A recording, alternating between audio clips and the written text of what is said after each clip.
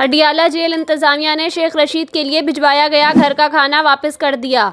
Jail जराये के मुताबिक इतवार को साबिक वफाकी वजीर दाखिला शेख रशीद अहमद के लिए इनके घर से खाना भिजवाया गया, लेकिन इतवार को तातील के बायस जेल इंतजामिया ने यह खाना लेने से इनकार कर दिया।